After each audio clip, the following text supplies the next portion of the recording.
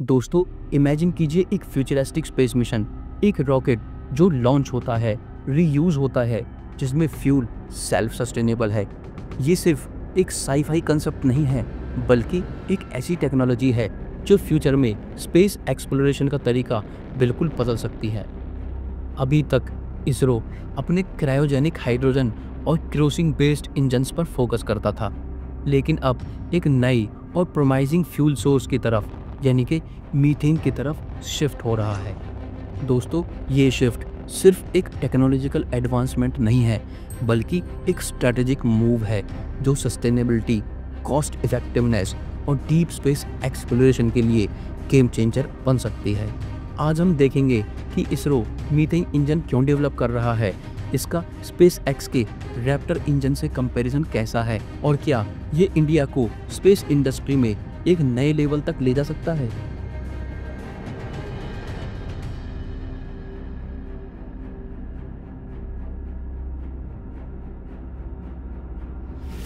दोस्तों, methane fuel एक perfect alternative है जो इफिशिएंसी, कॉस्ट इफेक्टिवनेस और सस्टेनेबिलिटी का बैलेंस करता है। हाइड्रोजन बेस्ड क्रायोजेनिक इंजन्स जैसे कि CE-20 बहुत पावरफुल होते हैं, लेकिन उनको स्टोर करना और हैंडल करना डिफिकल्ट है। हाइड्रोजन को -253 डिग्री सेंटीग्रेड पर स्टोर करना पड़ता है, जो बहुत एक्सपेंसिव और रिस्की है। दोस्तों, दूसरी तरफ मीथेन कंपैरेटिवली -162 डिग्री सेंटीग्रेड पर स्टोर हो सकता है, जो इसको ईजियर और सेफर फ्यूल बनाता है। मीथेन इंजन का सबसे बड़ा एडवांटेज ये है कि इसका कंबशन क्लीन होता है। केरोसिन बेस्ड इंजन्स के कंपैरिजन में मीथेन इंजन्स में कार्बन डिपोजिशन बहुत कम होता है, जो इंजन के लाइफ और रीयूजेबिलिटी को बढ़ाता है। दोस्तों, मीथेन का हाईएस्ट स्पेसिफिक इंपल्स हाइड्रोजन के बहुत क्लोज आता है, जिसका मतलब ये इफिशिएंट है और डीप स्पेस मिशंस के लिए यूजफुल हो सकता है। सबसे इम्पोर्टेंट फैक्टर ये है कि मीथेन मून और मार्स पे भी जनरेट किया जा सकता है। मार्स के एटमॉस्फेयर में 95% CO2 होता है, जिसको हाइड्रोजन के साथ रिएक्ट करके मीथेन बनाया जा सकता है। मतलब अगर इसरो फ्यूचर में मार्स पे मिशन प्लान करता है, तो वहां पे फ्यूल लोकली प्रोड्यूस किया जा सकता है, जो कॉस्ट और लॉजिस्टिक्स को ड्रामेटिकली रिड्यूस करेगा। इसरो का मीथेन इंजन अभी भी प्रोटोटाइप फेज में है, लेकिन डेवलपमेंट बहुत तेजी से चल रहा है।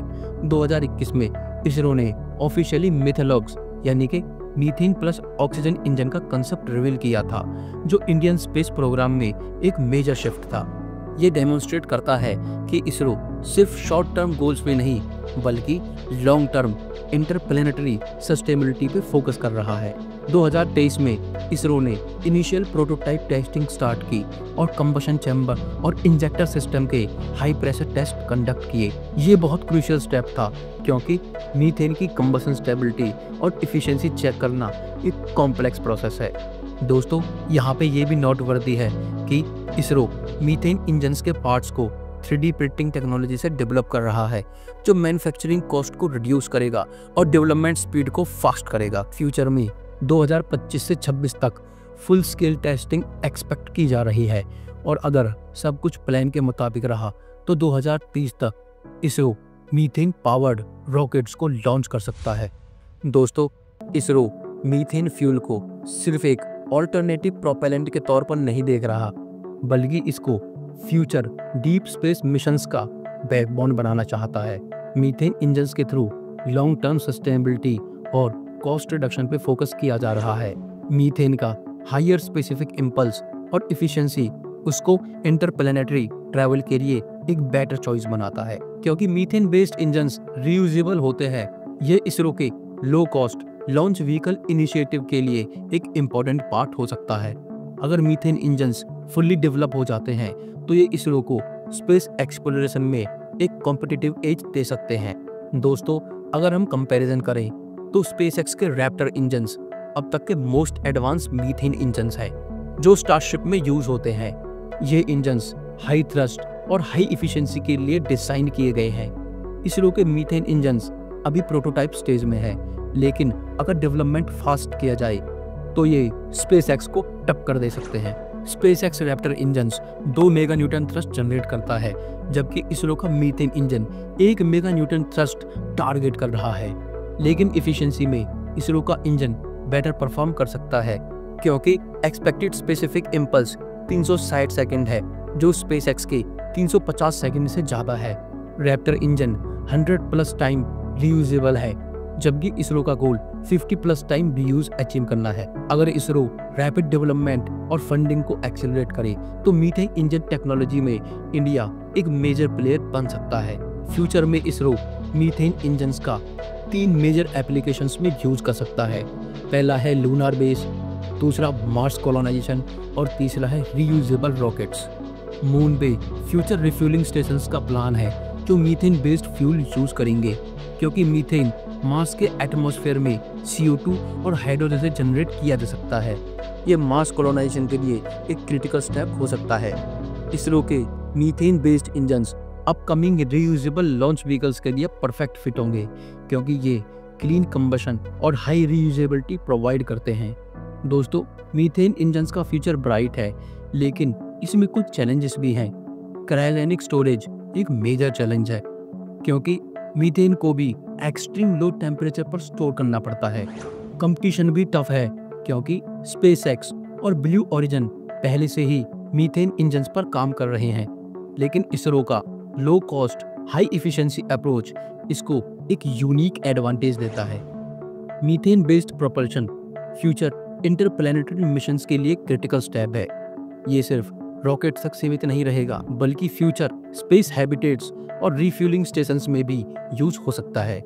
दोस्तों, इसरो अगर इस पे कंसिस्टेंटली काम करे तो इंडिया स्पेस रेस में एक ग्लोबल लीडर बन सकता है।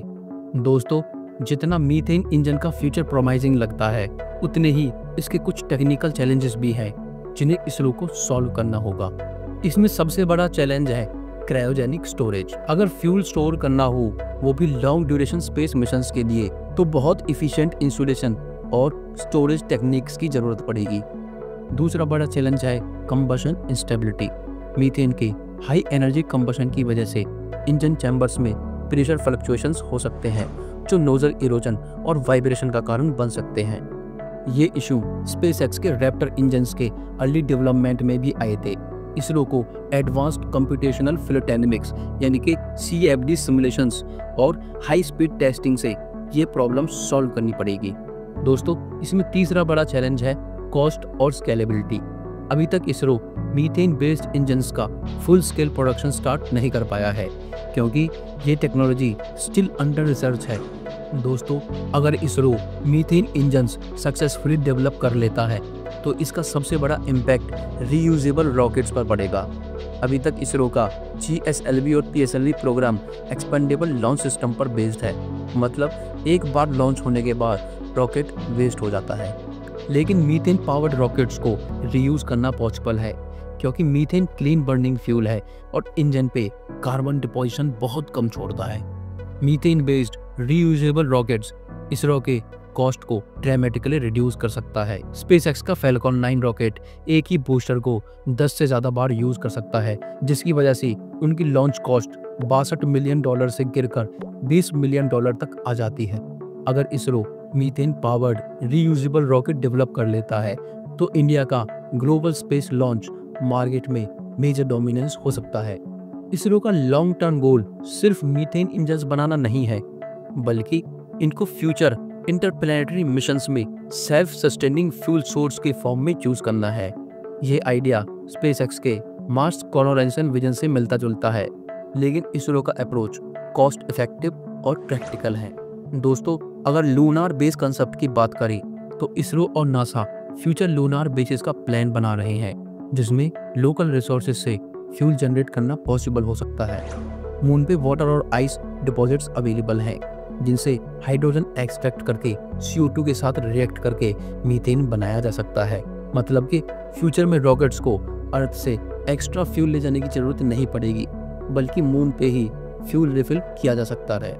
मार्स का एटमॉस्फेयर 95% CO2 से बना है, जो सेविटेप प्रोसेस के थ्रू मीथेन में कन्वर्ट किया जा सकता है। सेविटेप प्रोसेस एक कैटालिटिक रिएक्शन है, जिसमें मीथेन और वाटर कार्बन डाइऑक्साइड और हाइड्रोजन से बनाए जाते हैं। इसरो अगर मार्स में automated methane fuel plant setup कर दे तो फ्यूचर मार्स मिशंस की कॉस्ट और कॉम्प्लेक्सिटी बहुत कम हो सकती है।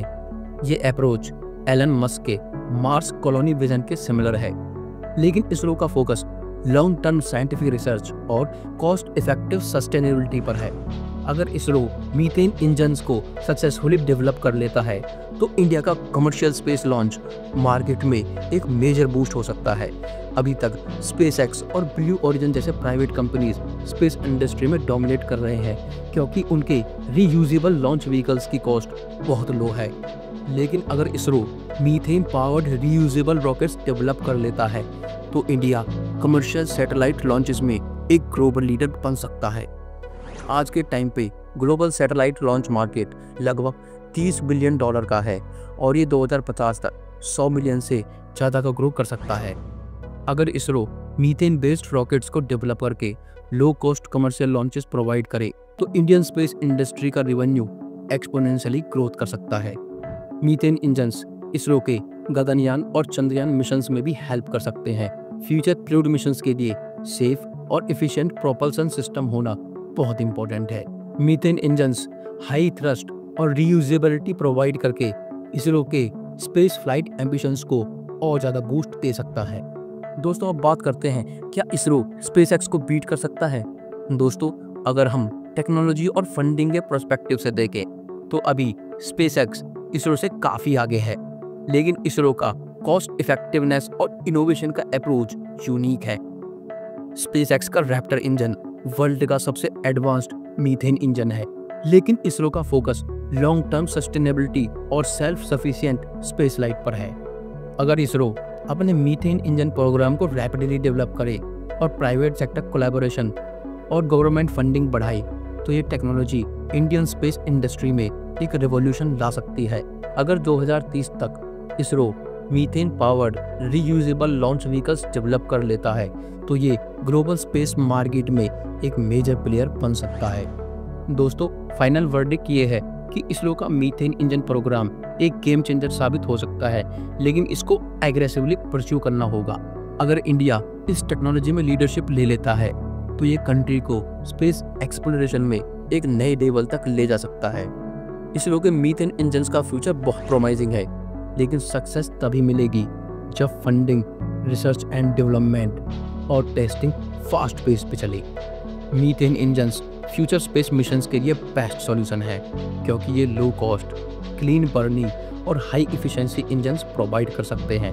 अगर इसरो 2030 तक मीथेन पावर्ड रॉकेट्स लॉन्च कर लेता है तो ये इंडिया को ग्लोबल स्पेस इंडस्ट्री में एक डोमिनेंट फोर्स बना सकता है। फ्यूचर में अगर इसरो के मीथेन इंजन्स मून और मार्स फ्यूल स्टेशंस का पार्ट बन गए तो इंडिया स्पेस एक्सप्लोरेशन में एक लीडर बन सकता है। तो दोस्तों, क्या इसरो का methane engine future space race में इंडिया को लीड कर सकता है? कमेंट्स में अपना ओपिनियन जरूर शेयर करें। दोस्तों, अब बात करते हैं हम पिछली वीडियो के कमेंट्स की। राकेश व्यास जी ने कमेंट किया है कि क्या हम रेडियो वेव्स और ग्रेविटी वेव्स को भी सुपर सॉलिड में कन्वर्ट कर सकते हैं। रेडियो वेव्स के केस में रेडियो वेव्स की एनर्जी बहुत कम होती है, जिससे उनकी किसी दूसरे मटेरियल से इंटरेक्शन की पॉसिबिलिटी बहुत कम होती है, लेकिन इसके लिए कुछ स्पेशल तरह के सुपर कंडक्टिंग कैविटी बनाए जा सकते हैं। दूसरा बात करते हैं हम ग्रेविटी वेव्स की। ग्रेविटी वेव्स स्पेस टाइम के रिपल्स हैं। स्पेस टाइम के रिपल्स का मतलब है ग्रेविटेशनल वेव्स जो स्पेस टाइम के फैब्रिक के डिस्टॉर्शन से बनते हैं। मतलब किसी मैसिव कॉस्मिक ऑब्जेक्ट की वजह से जब स्पेस टाइम फैब्रिक का डिस्टॉर्शन होता है तो उसमें एनर्जी वेव्स बनती हैं। दोस्तों, उन्हीं एनर्जी वेव्स को हम ग्रेविटेशनल वेव्स कहते हैं। अगर किसी तरीके से हम स्पेस टाइम रिपल्स को आर्टिफिशियली जनरेट करके कंट्रोल कर सके तो हम फास्टर देन लाइट ट्रेवल का एक मेथड डेवलप कर सकते हैं अकॉर्डिंग टू वार्प ड्राइव। दोस्तों, आप भी अपने थॉट्स हमें कमेंट्स में ज़रूर बताएं। अगर वीडियो अच्छा लगे तो चैनल को सब्सक्राइब कीजिए, वीडियो को लाइक कीजिए और शेयर कीजिए। धन्यवाद।